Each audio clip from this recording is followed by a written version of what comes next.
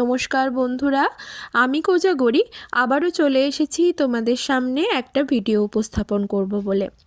আজ যে সংক্রান্ত তথ্য তোমাদের সামনে উপস্থাপন করতে চলেছি অবশ্যই পৌষ মাস সংক্রান্ত তথ্য।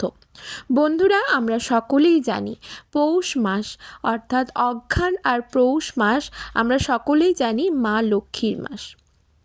অঘ্রাণ মাস তো আমরা অতিক্রম করে ফেলেছি বন্ধুরা, চলে এসেছে বা চলছে পৌষ মাস। এই পৌষ মাসে নিশ্চয়ই প্রত্যেক দিন, প্রত্যেক মাসই বলো বা প্রত্যেক দিন বলো, বাড়িতে সন্ধে হয়, সন্ধে দেখানো হয়। সন্ধেবেলা সন্ধে দেখানোর সময় নিশ্চয়ই প্রদীপ প্রজ্বলন করো, সেটা ঘিয়ের হোক বা সর্ষের তেল।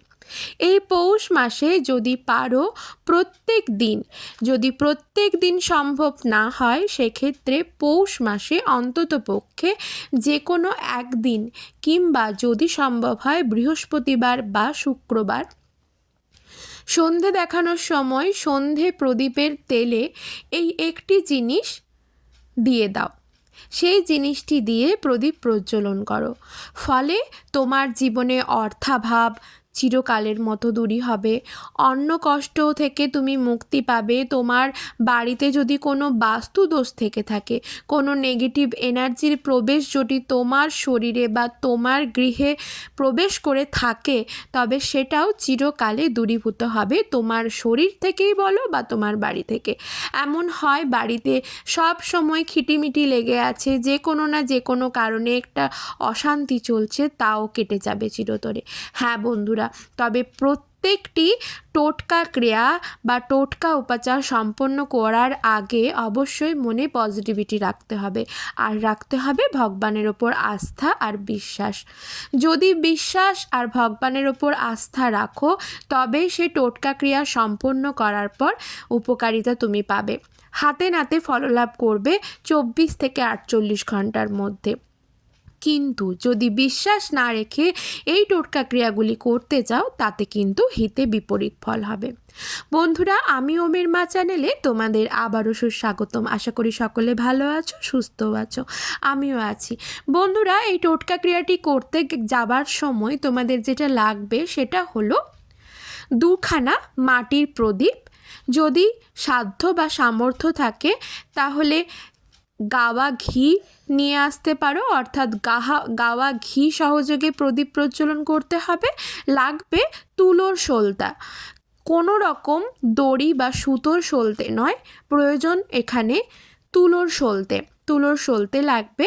আর লাগবে 2খানা অক্ষত লবঙ্গ, লাগবে 2টো মাটির প্রদীপ। ভালো করে শুনে নাও, তাহলে কি লাগলো? 2টো মাটির প্রদীপ, 2টো তুলোর সলতে, লাগবে গাওয়া ঘি, আর লাগবে 2টো ফুল সমেত অক্ষত লবঙ্গ। 2টো প্রদীপ 2টি স্থানে প্রজ্বলন করতে হবে। যদি গাওয়া ঘি দিতে অসুবিধে হয়, অর্থাৎ সকলের তো সাধ্য সামর্থ্য থাকে না, সাধ্য সামর্থ্যের বাইরে গিয়ে কোনো ক্রিয়া সম্পন্ন করা উচিত নয়। এতে ভগবান তুষ্ট হন না, বরং রুষ্ট হন। তাই সাধ্য সামর্থ্যের বাইরে করতে যেও না। যদি সম্ভব হয় গাওয়া ঘিয়ের প্রদীপ প্রজ্বলন করবে, যদি সম্ভব না হয় সর্ষের তেলের প্রদীপ প্রজ্বলন করতে পারো, তবে তেল ইউজ করো না। এক্ষেত্রে কি করতে হবে? পৌষ মাসে যদি প্রতিদিন সম্ভব হয় তো প্রতিদিনই করতে পারো। প্রতিদিন যদি সবার ক্ষেত্রে সম্ভব না হয়, সেক্ষেত্রে পৌষ মাসের বৃহস্পতিবার দিন অথবা শুক্রবার দিন ক্রিয়াটি করতে পারো, বা পৌষ মাসের যে কোনো দিন মাটির প্রদীপ প্রজ্বলন করে তেল ভর্তি প্রদীপ বা গাওয়া ঘি ভর্তি প্রদীপ প্রজ্বলন করে প্রদীপের মধ্যে এই অক্ষত একটি লবঙ্গ দিয়ে দিতে হবে। কি উপায়ে ক্রিয়াটি সম্পন্ন করবে তবে শুনে নাও। বন্ধুরা, সমস্ত দশকর্মার দোকানে মাটির প্রদীপ পাওয়া যায়। মাটির প্রদীপ খুবই স্বল্প মূল্যের হয়, খুব একটা অর্থ প্রয়োজন হয় না। সেক্ষেত্রে তুমি যেই দিন ক্রিয়াটা করবে, আমি তো আগেই বললাম যদি প্রত্যেক দিন পারো তাহলেও ভালো, যদি প্রতিদিন সম্ভব না হয় প্রতি বৃহস্পতিবার এবং শুক্রবার করতে পারো, যদি সেক্ষেত্রেও অসুবিধা হয় পৌষ মাসের যে কোনো দিন মাটির প্রদীপে এই ক্রিয়াটি করতে পারো। তবে যেই দিন করবে সেই দিন কিন্তু শুদ্ধ হয়ে শুদ্ধ বস্ত্র পরিধান করে ক্রিয়াটি করতে হবে এবং সেই দিন নিরামিষ আহার গ্রহণ করতে হবে। যদি সম্ভব হয় বাড়ির সকলকেও নিরামিষ আহার করিও।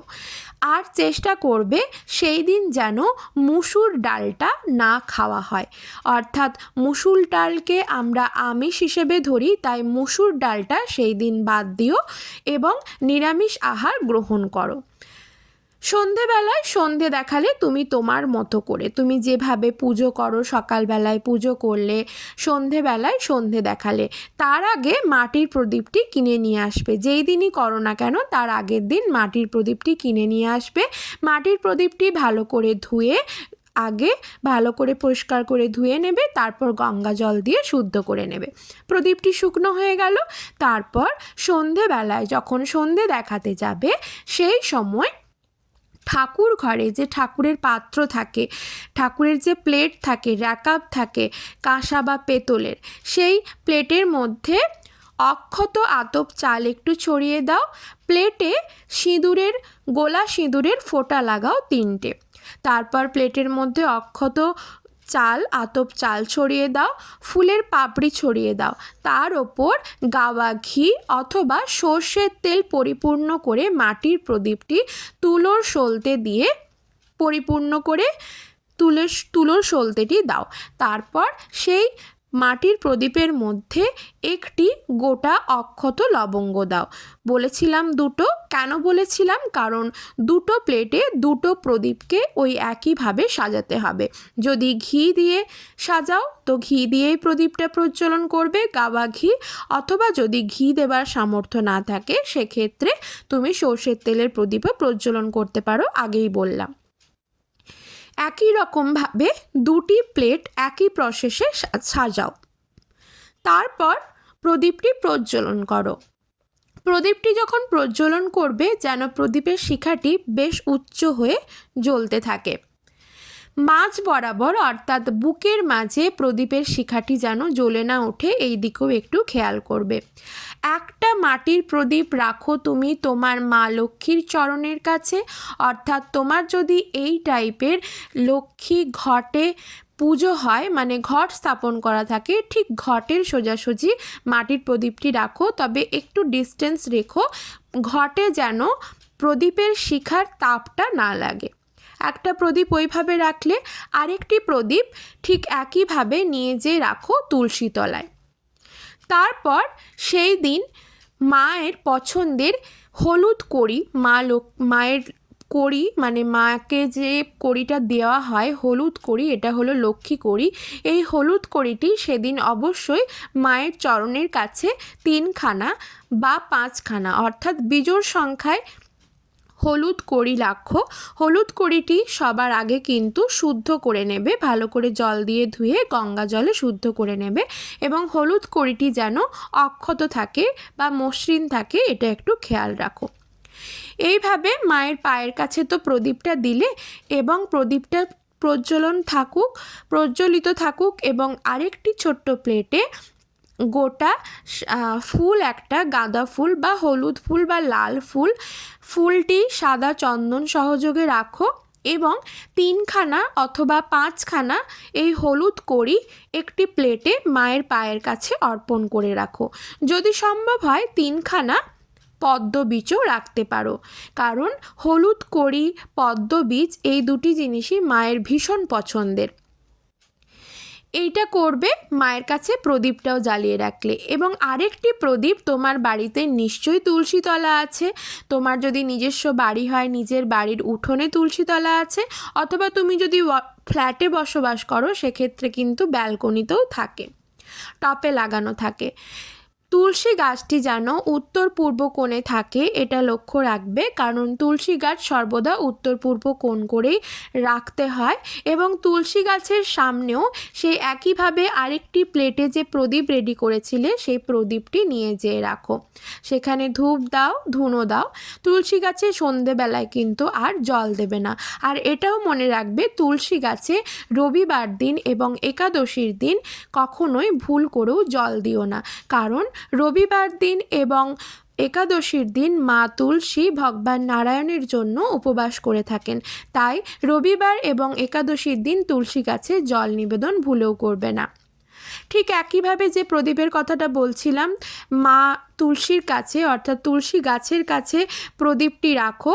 প্রদীপটি একটু তুলসী গাছের টপ থেকে সরিয়ে রাখবে, যাতে প্রদীপের শিখার তাপটা যেন মায়ের গায়ে না লাগে। কারণ যে কোনো অবস্থায় যদি আমাদের গায়ে কোনো তাপ লাগে, সেটা তো যেমন আমরা সহ্য করতে পারি না, সেরকম মায়েরও আঘাত লাগবে। তাই প্রদীপটা একটু সরিয়ে রাখবে যেন টপে আঘাত না লাগে, তাপটা যেন না লাগে। আর তুলসী গাছ সর্বদা একটু উঁচু জায়গায় রাখবে, মানে তোমার বাড়িতে ব্যালকনিতে যে গাছগুলি রেখেছো সেই গাছের লেভেল ধরে এক লেভেলে কিন্তু টবগুলি রাখবে না। তুলসী গাছ সর্বদা উঁচু স্থানে একটু রাখতে হয়। সেক্ষেত্রে ব্যালকনিতে কিছু করার থাকে না, একসাথেই গাছ রাখতে হয়। সেক্ষেত্রে চেষ্টা করবে তুলসী গাছটা যেন একটু উঁচু অবস্থায় থাকে, তার থেকে নিচু অবস্থায় বাকি গাছগুলি থাকুক। তুলসী গাছের পাশে কখনোই ক্যাকটাস জাতীয় কোনো গাছ রাখবে না। ঝাঁটা, জুতো এই টাইপের কোনো জিনিস, নোংরা আবর্জনা কোনো কিছু রাখবে না। এতে কিন্তু মা তুলসী রুষ্ট হন, এতে নেগেটিভ এনার্জি প্রবেশ করে। তুলসী গাছ কিন্তু প্রচণ্ড পরিমাণে নেগেটিভ এনার্জিকে আকর্ষণ করে নিতে পারে। তবে এই জিনিসগুলো খেয়াল রাখবে, তুলসী গাছের সামনে কখনোই কোনো নোংরা জিনিস, জুতো, ঝাঁটা বা বালতি, নোংরা কিছু জিনিস রাখবে না। এই জিনিসগুলো খেয়াল করে রাখবে। ঠিক একইভাবে সন্ধেবেলায় তুলসী তলায় আর ঠাকুর ঘরে তুমি এইভাবে প্রদীপ প্রজ্বলন করে রাখলে, পরের দিন সকালবেলায় সেই প্রদীপগুলি তুলে নাও, তুলে জলসই করে দাও বা যেখানে তুমি ঠাকুরের ফুল ফেলে দাও সেখানে ফেলে দাও। ক্রিয়াটি করো, দেখবে তোমার অর্থভাব চিরকালে দূরীভূত হবে, অন্ন কষ্ট থেকে মুক্তি পাবে, বাস্তুদোষ চিরকালের মতো দূরীভূত হবে, তোমার জীবন থেকে সমস্ত কষ্ট দূরীভূত হবে চিরতরে। বন্ধুরা, ভগবানের উপর আস্থা রেখে ক্রিয়াটি করো। ভালো লাগলে লাইক করবে, শেয়ার করবে আপনজনদের।